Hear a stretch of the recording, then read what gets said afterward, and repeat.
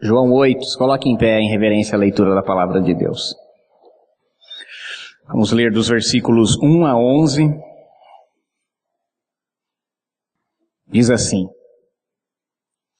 Jesus, porém, foi para o Monte das Oliveiras, e pela manhã cedo tornou para o templo, e todo o povo vinha ter com ele, e assentando-se, os ensinava. E os escribas e fariseus trouxeram-lhe uma mulher apanhada em adultério, e pondo-a no meio, disseram-lhe: Mestre, esta mulher foi apanhada no próprio ato adulterando. Na lei nos mandou Moisés que as tais sejam apedrejadas. Tu, pois, que dizes? Isso diziam eles, tentando-o para que tivessem de que o acusar. Mas Jesus, inclinando-se, escrevia com o dedo na terra. E como insistissem, perguntando-lhe, endireitou-se e disse-lhes: Aquele que dentre vós está sem pecado, seja o primeiro que atire pedra contra ela. Tornando a inclinar-se, escrevia na terra. Porém, ouvindo eles isso, acusados pela consciência, saíram um, a começar pelos mais velhos até os últimos. Ficou só Jesus e a mulher que estava no meio. Endireitando-se Jesus, e não vendo ninguém mais do que a mulher, disse-lhe: Mulher, onde estão aqueles teus acusadores? Ninguém te condenou? E ela disse: Ninguém, Senhor. Disse-lhe Jesus: Nem eu também te condeno.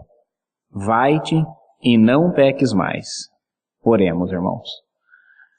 Pai, precisamos ouvir a Tua voz. Te pedimos que fales conosco por meio da Tua palavra.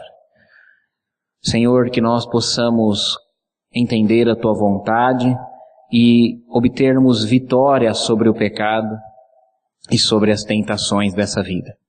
Que a nossa vida possa refletir a glória, possa refletir a graça e a majestade do Senhor sobre nós. Fala conosco agora, Pai. É o que nós te pedimos em nome de Jesus. Amém. Pode sentar-se. Quando nós olhamos para essa passagem da mulher adúltera, nós pensamos assim: como o nosso Deus é misericordioso, como o Senhor é bom. Nos impressiona como é que Ele defende o oprimido.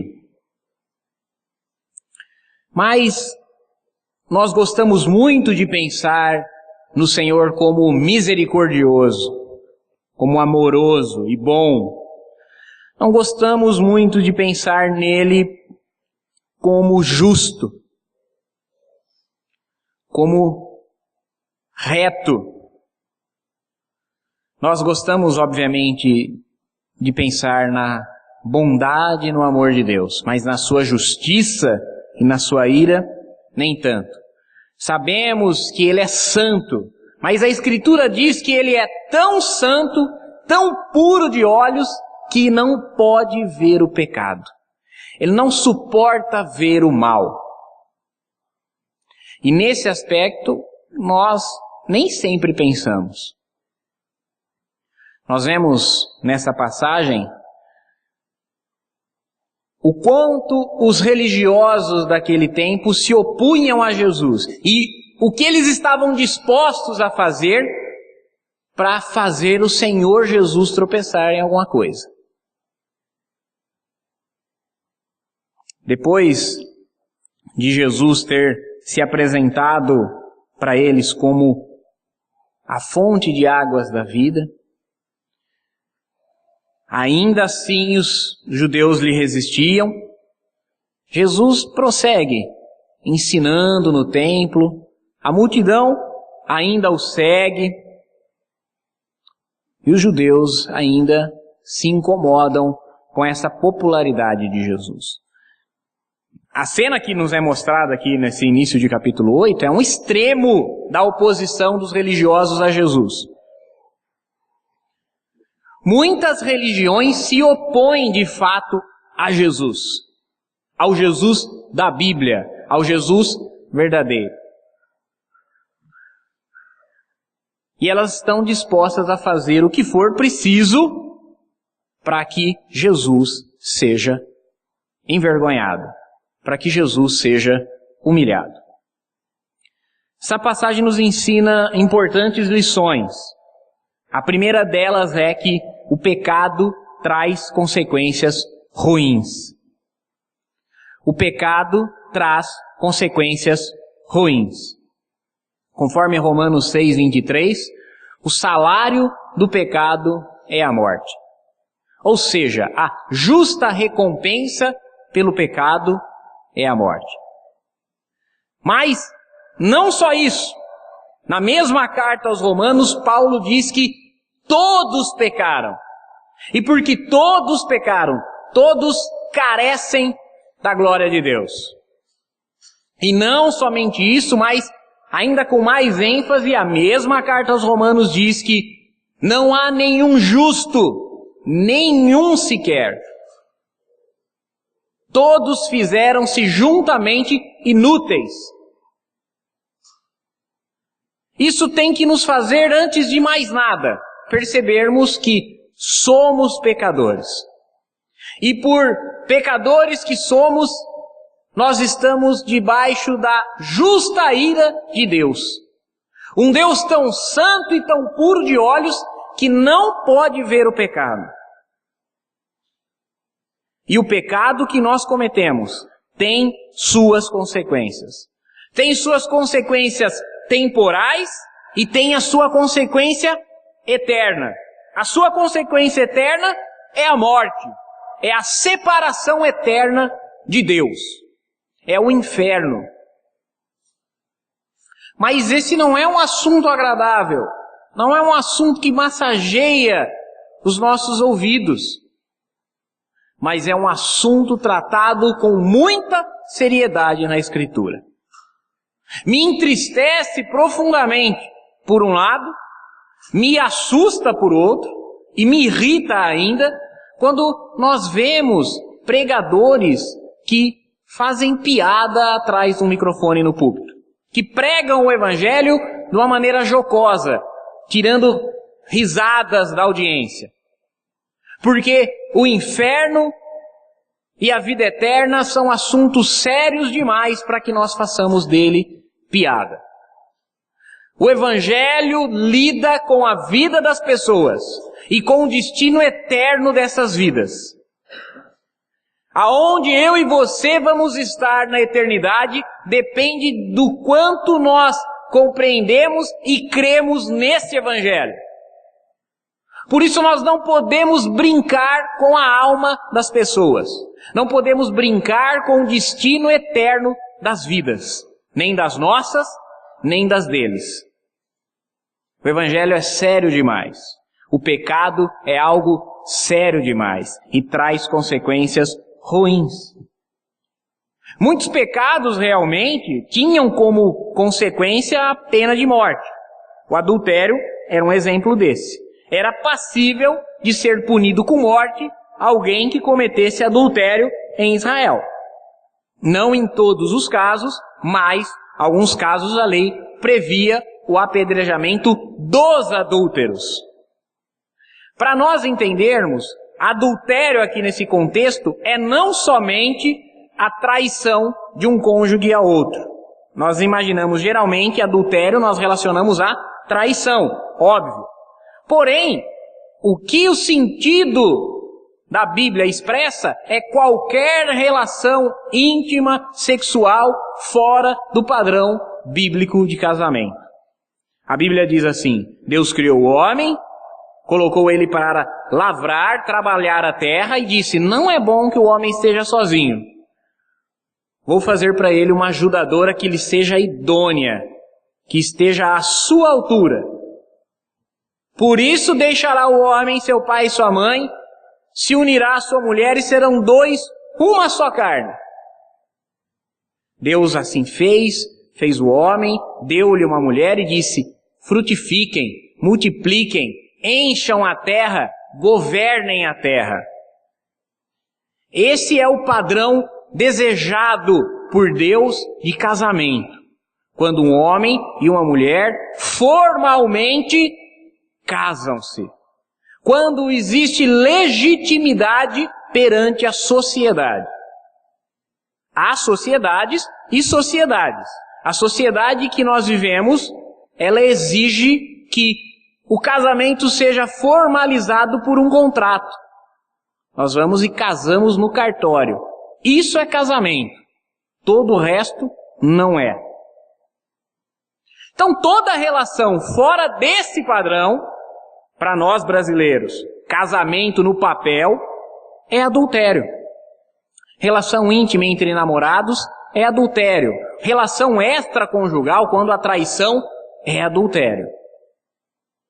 Toda forma de relação íntima que não é aquela que Deus desejou é, portanto, adultério. Mas o objetivo daqueles homens que trazem a mulher adúltera para Jesus julgar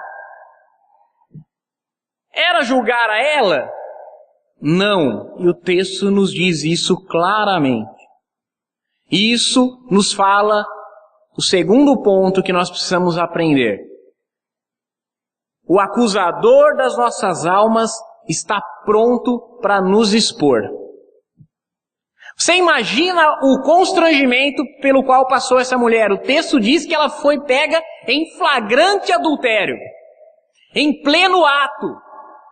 Você consegue imaginar quão constrangedor é ser pego no ato adulterando? Só pensa quão constrangedor é se você quiser pegar alguma coisa escondida de alguém na sua casa e a pessoa entra na sala ou no quarto bem a hora que você está com a gaveta aberta. Aí você dá aquela fechada, dá uma disfarçada, gela o coração. Agora você imagina flagrante adultério. Cortou o clima dos dois, não foi? Gelou o coraçãozinho dos dois, não foi? Pois bem, o acusador está pronto para nos expor. O pecado vai nos expor. Você pode esconder por um tempo o seu pecado. Você não pode escondê-lo para sempre. Porque aquilo que é um pecado, vez ou outra, se você não podar da sua vida, não cortar da sua vida, se tornará um hábito.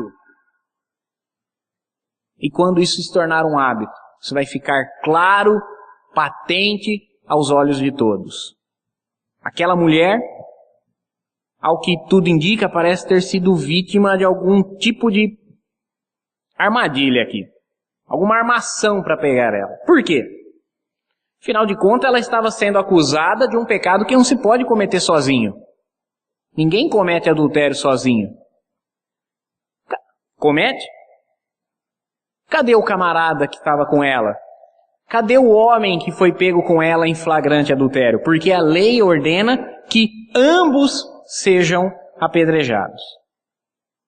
Onde está o homem que adulterou com essa mulher? Então tudo indica que ela foi vítima de uma armação. O seu pecado pode te colocar em maus lençóis. O seu pecado pode te colocar numa armadilha. E ela foi posta então ali na roda para um julgamento.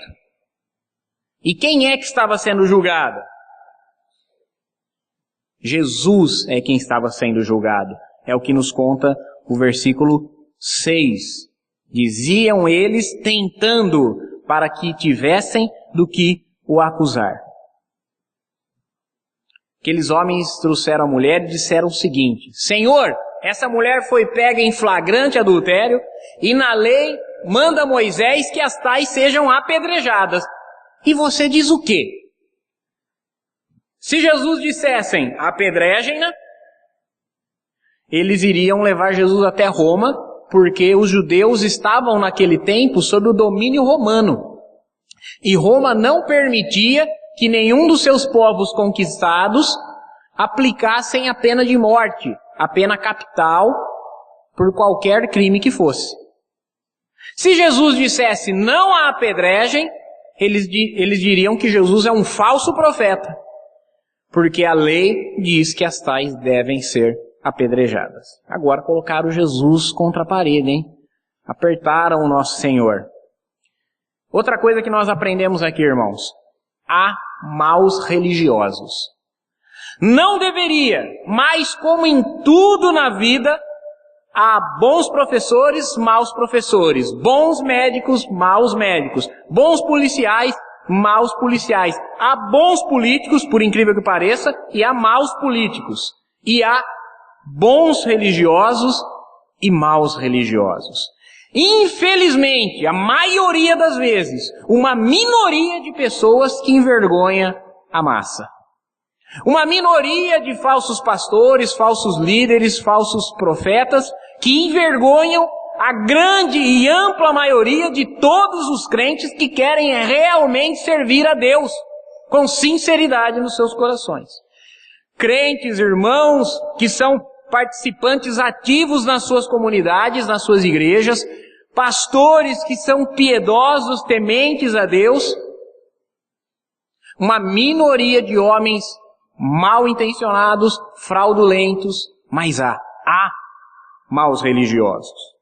O objetivo daqueles judeus era pegar a Jesus.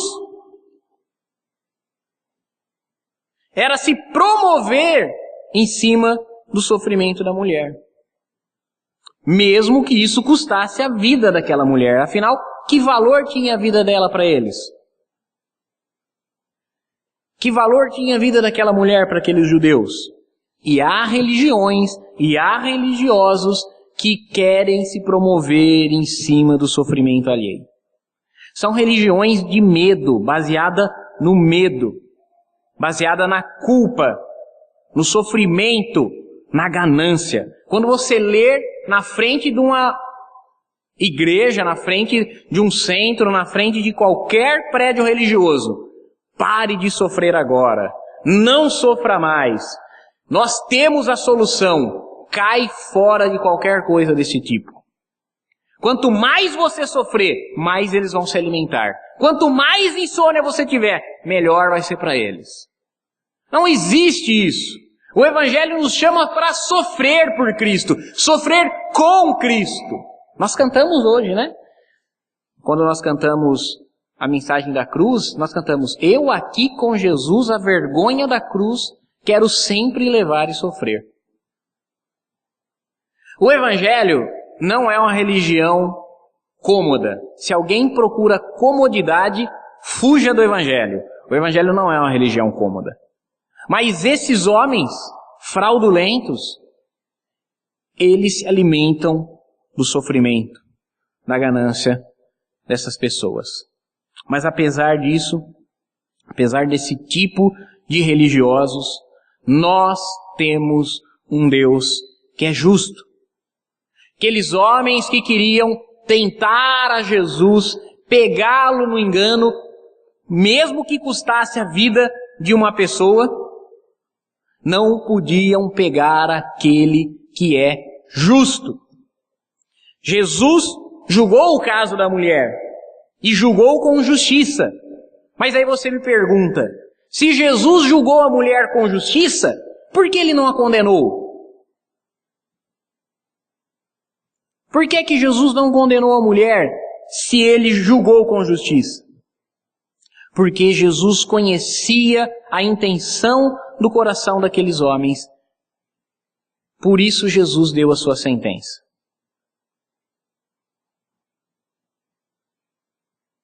Você precisa de um justo juízo para que você tenha uma justa sentença. E aquela mulher não estava sendo julgada com toda a justiça.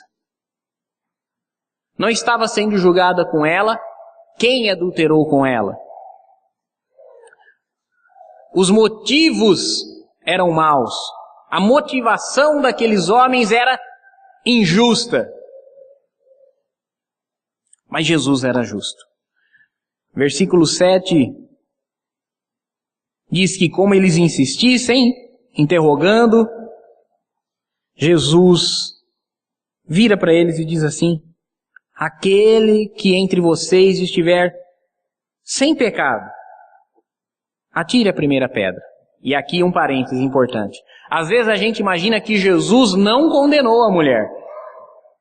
Mas Jesus condenou a mulher, porque Jesus disse claramente: apedrejem-na. Apedrejem-na. É isso que a lei manda e é isso que deve ser feito, porque Jesus não veio anular e abolir a lei, ele veio cumpri-la, e ele disse, apedrejem-na. Porém, quem apedrejem-na? Aquele que está sem pecado. Outra coisa que geralmente nós erramos quando lemos essa passagem, nós pensamos que Jesus disse assim, aquele que nunca pecou, atire a primeira pedra. Não. Isso não tem nada a ver. A lei mandava que se apedrejassem. E quem deveria apedrejar? As testemunhas do crime. As testemunhas não precisam ser perfeitas, santas, imaculadas.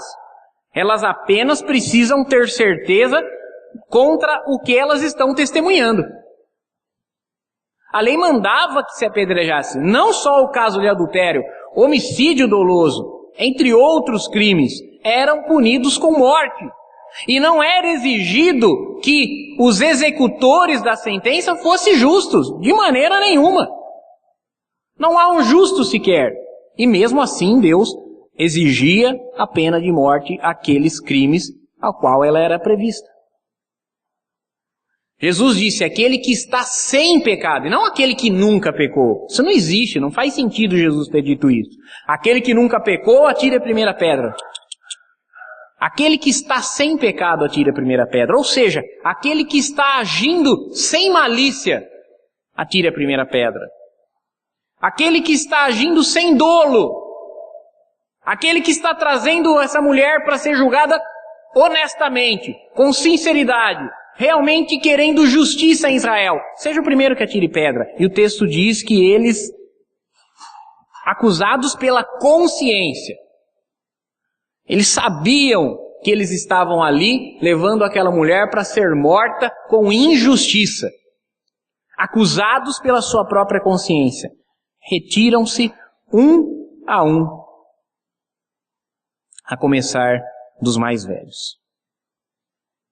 O texto nos conta uma atitude estranha de Jesus, né? Antes e depois de julgar a mulher, versículo 6 e 8 diz que Jesus estava inclinado, escrevendo com o dedo no chão. Nós não sabemos o que é que ele estava escrevendo, né? Não posso vir aqui para vocês e dizer, Jesus estava escrevendo isso, aquilo. Mas nós sabemos o que isso significa.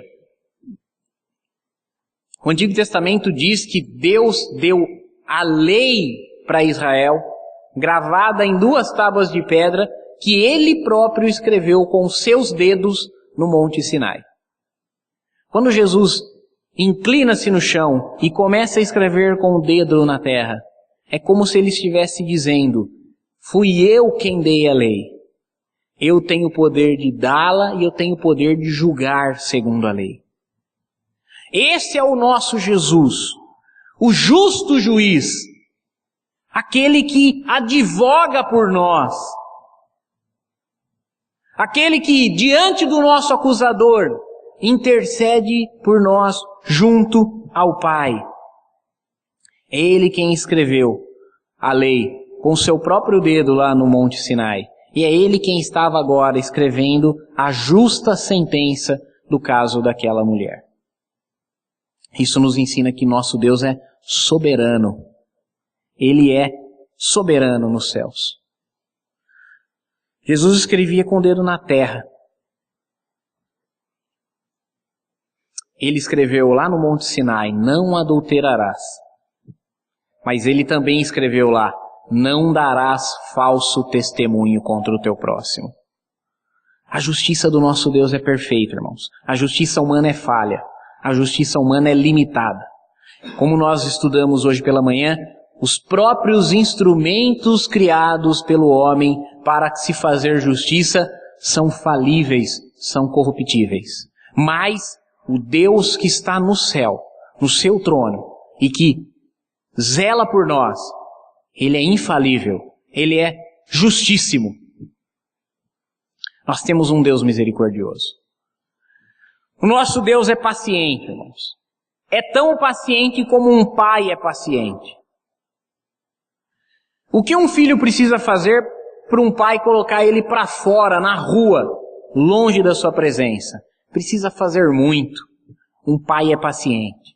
O filho erra, o pai conversa. O filho erra, o pai pune, castiga, por vezes até bate. Mas o pai ainda ama, mas o pai ainda luta pelo filho que ele ama.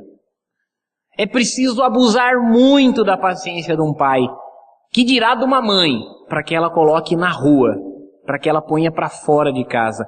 Tem que abusar demais da paciência. Mas a palavra de Deus diz assim, pode uma mãe esquecer-se do filho que amamentou a ponto de abandoná-lo? Precisa muito para uma mãe esquecer do filho que amamentou e abandoná-lo. Mas ainda que essa lhe abandone, todavia eu não me esquecerei de vocês, diz o Senhor. O nosso Deus é paciente. Mais paciente do que uma mãe com filho. Mais paciente do que um pai com filho. Nosso Deus é amoroso. Mais amoroso do que nós somos com os nossos filhos. Mais amoroso do que os seus pais são com vocês. E porque esse Deus é paciente e é misericordioso, diante de toda aquela situação, o Senhor foi compassivo, longânimo, foi paciente com aquela mulher. A Escritura diz que o nosso Deus é tardio, demora para irar-se, demora para Deus perder a paciência, demora para Ele ficar bravo com a situação. E Ele é grande em misericórdia. Deus está disposto a perdoar. Quando nós cometemos um erro, se nós mostrarmos verdadeiro arrependimento, verdadeira tristeza, pesar pelo erro, Deus está disposto a perdoar. Mais uma vez, Ele quer perdoar os nossos pecados, mas a misericórdia de Deus não é uma licença para pecar. Deus é paciente, misericordioso mesmo, Ele vai me perdoar mais dessa vez. Deus é tão bonzinho, tão amoroso, que dessa vez Ele me perdoa de novo. A misericórdia de Deus não é para nós uma desculpa, uma licença para que nós continuemos pecando. Embora a mulher fosse vítima de um julgamento injusto ali, ela também não era inocente. Não era inocente. Ela havia cometido um pecado, passível de ser punido com morte. E não fora a má intenção dos religiosos que ali trouxeram, ela certamente teria sido apedrejada. Se eles tivessem trazido junto dela, com quem ela havia adulterado, se aqueles que testemunharam o ato tivessem tido coragem de executar a sentença, de iniciar o apedrejamento, aquela mulher teria sido apedrejada com justiça. O seu pecado tem consequências. Vou dar um exemplo aqui. Eu sou cristão, pastor, vou na igreja, tenho mudado minha vida, tenho melhorado. Mas aí eu vou e cometo um delito de trânsito. Você acha que Deus vai te livrar da multa? Imagina, Deus vai fazer o radar pegar certeiro a coisa. 1, 2, 3 vezes, perde a carta, vai fazer reciclagem. Deus não vai te livrar nenhum milímetro disso. Sou cristão, pastor, mas fui lá e mexi com agiotagem. Fui trocar uns cheques lá, fui fazer agiotagem. Vão te pegar. Se fosse um ímpio, não ia ser pego nunca. Mas um crente, Deus vai fazer ser pego.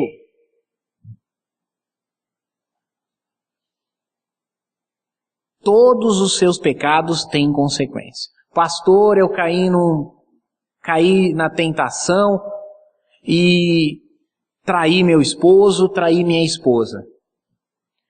Deus te ama, há perdão, mas provavelmente você vai perder o seu casamento. Pode ser que seu cônjuge não te aceite mais. Você vai perder aquele relacionamento que você tinha com seus filhos. Você vai ter que pagar a pensão. Essa que é a verdade. Por quê? Porque o nosso pecado tem consequências e a misericórdia de Deus não é uma desculpa para nós viver como se o pecado não tivesse consequências. Ele tem, e é justamente o que Jesus faz. Ele não aliviou com a mulher. E Ele não vai aliviar conosco. Muito mais porque nós já estamos avisados agora de que Ele não aliviará. O Arthur falando, ai. Não vai aliviar. Jesus perguntou, mulher, aonde estão aqueles teus acusadores? Ninguém te condenou?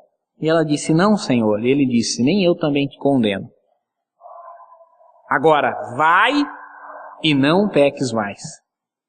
Vai e abandone o seu pecado. Vai e mude o seu comportamento. Talvez até hoje, irmãos, talvez até aqui, você viveu o seu pecado dando uma de João sem braço, dando um tapa escondendo a mão, como se ninguém visse, como se ninguém soubesse e talvez ninguém saiba mesmo. Mas você sabe, e Deus sabe, e você sabe que o seu pecado terá consequências ruins. Seja ele qual for, eu olhando para vocês não sei, vocês sabem, eu sei os meus pecados. Os nossos pecados trazem consequências ruins. E se nós não mudarmos a nossa atitude em relação a Deus, Deus não nos poupará dessas consequências. Jesus disse, vai e pare de pecar. Pare de fazer isso que você sabe que não me agrada.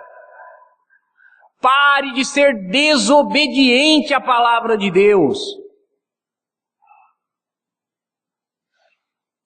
Não foi a única vez que Jesus disse isso. Jesus disse isso para o paralítico no tanque de Betesda. Vai e não peques mais. Jesus expôs, não peques para que não te aconteça coisa pior. 38 anos paralítico, o que pode ser pior do que isso? Não peques para que não te aconteça coisa pior. Jesus não aliviou com a mulher no tanque, no poço de Jacó, no capítulo 4. Mulher, vai, chama teu marido e vem aqui que eu vou te dar a água da vida. Senhor, não tenho marido. Jesus poderia ter parado por aí, né? Ela sacou Jesus, não tenho marido, Senhor. Disseste bem, não tenho marido, porque tiveste 5 e o que agora tem não é teu marido. Eu e você sabemos do nosso próprio pecado. Você não sabe o pecado da pessoa que está sentado aí do seu lado, nem do outro, nem o do pastor aqui na frente. Mas eu sei perfeitamente o meu, e sei que Jesus conhece ele perfeitamente. E eu preciso me posicionar em relação a isso. Eu preciso me posicionar decidido a parar de cometer esse pecado. Você precisa se posicionar decidido a parar de pecar. A viver uma vida santa que realmente reflita esse Deus misericordioso que te ama. Que realmente seja coerente com a fé que você diz professar em Jesus. Porque não vai ser eu, nem o irmão que está aí do seu lado. Vão ser maus religiosos. Vai ser o inimigo das nossas almas, o acusador das nossas vidas. Uma hora ou outra, nós vamos ser pegos em flagrante. Mais cedo ou mais tarde, já dizia os nossos antigos, né? A mentira tem perna curta, ela não vai longe. A máscara, uma hora ou outra, cai. Mude a sua atitude em relação ao pecado, se arrependa do seu pecado, clame socorro, ajuda de Deus para que você tenha vitória sobre o seu pecado.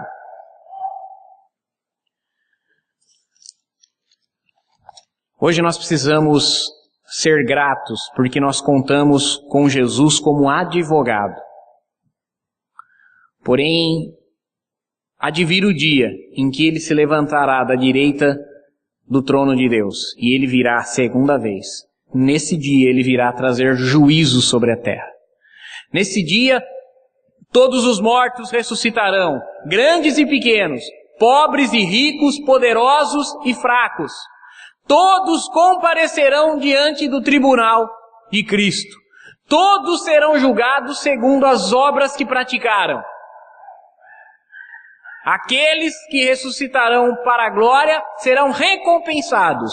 Aqueles que ressuscitarem para a vergonha serão punidos. É importante que nós saibamos disso. Muitas pessoas estão brincando de ser crentes, mas o diabo não está brincando de ser diabo. E ele é o tentador das nossas almas. E tudo que ele fará é para que o pecado pareça bom por um momento de tempo, para que nós venhamos cair. Tudo que o tentador fará é colocar pessoas que se dizem nossas amigas, mas querem nos levar para longe de Deus.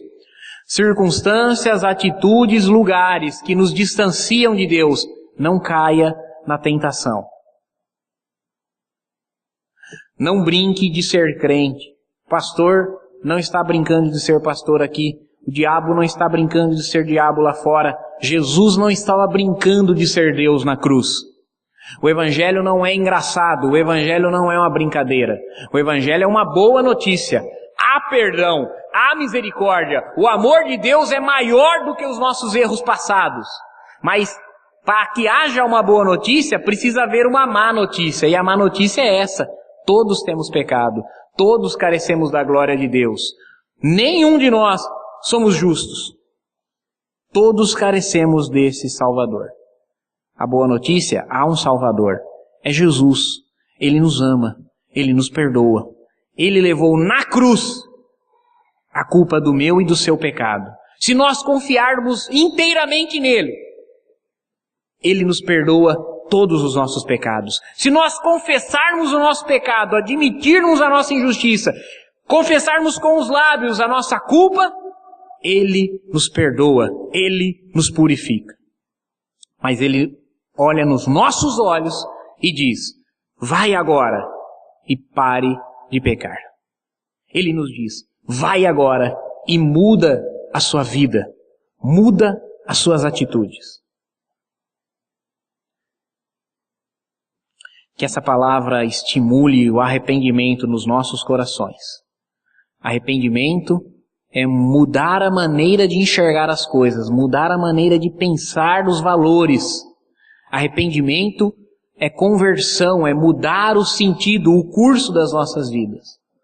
Nós estávamos se afastando cada dia mais de Deus com o nosso pecado. Conversão é deixar esse caminho, voltar-se para Cristo, voltar-se para Ele arrependido. Que essa palavra estimule em nós uma tristeza por causa do nosso pecado. Que nós possamos chorar por causa do nosso pecado. Que nós possamos nos arrepender com choro, com pranto do pecado. Que essa palavra possa estimular em nós santificação. Santifique-se, irmão. Pare de pecar. Esforce-se em viver uma vida agradável a Deus, obediente à sua palavra, coerente com o perdão tão gracioso que Ele nos deu. Se coloque em pé para nós orarmos nesse momento. Feche os seus olhos, curve a sua cabeça. Fale com Deus a respeito das suas culpas, das suas faltas, dos seus pecados agora. Em voz bem baixa, fale do seu pecado. O seu pecado tem nome. O pecado daquela mulher chamava-se adultério. O seu pecado tem nome. Fale dele com Deus. Peça para que Ele te perdoa. Ele vai te perdoar. Mas peça para que Ele te ajude no poder do Espírito Santo, para que você pare de pecar. Senhor nosso Deus, eu oro a Ti nesse momento com os meus irmãos. Pai, o Teu amor é impressionante, é um amor infinito, uma misericórdia, Senhor, que nos constrange, nos deixa envergonhados diante de Ti. Diante da beleza da Sua santidade, Senhor, nos sentimos indignos, e somos, mas o Senhor que é digno, nos amou com um amor apesar dos nossos erros, um amor incondicional por nada que nós fizemos. O Senhor nos amou com amor santificador. Te pedimos que o Teu amor, a Tua graça, o Teu poder, perdoe os nossos pecados, Senhor. Purifique as nossas vidas. Senhor, purifique o nosso pensamento de toda malícia, Senhor, de todo engano, de toda falsidade. Purifique os nossos lábios, Senhor, de toda mentira, ó Deus, de toda palavra áspera, dura, grossa. Senhor, purifique as nossas mãos, nossos pés, de planejar, de executar, de andar pelo mal. Senhor, purifique as nossas vidas para Ti, que nós possamos seguir adiante, abandonar, Senhor, o pecado que não Te agrada. Eu Te peço por esses meus irmãos, que eles possam, Senhor, sair daqui esta noite todos decididos a pararem de desobedecer a Tua palavra. Senhor, que todos possam chegar nas suas casas e começar a serem crentes obedientes a Ti. Possam viver uma vida que glorifique o Teu nome. Muda o entendimento deles, Senhor. Mostra as consequências ruins, negativas do pecado. Mostra a Tua paciência, a Tua misericórdia. Senhor, mostra o Teu perdão, constrange-os, com choro, com pranto, com gemido, a mudarem de vida, a viverem uma vida que seja a que o Senhor tem para cada um de nós. Senhor, abençoe a semana desses meus irmãos. Abençoe seus lares, abençoe o trabalho da mão deles.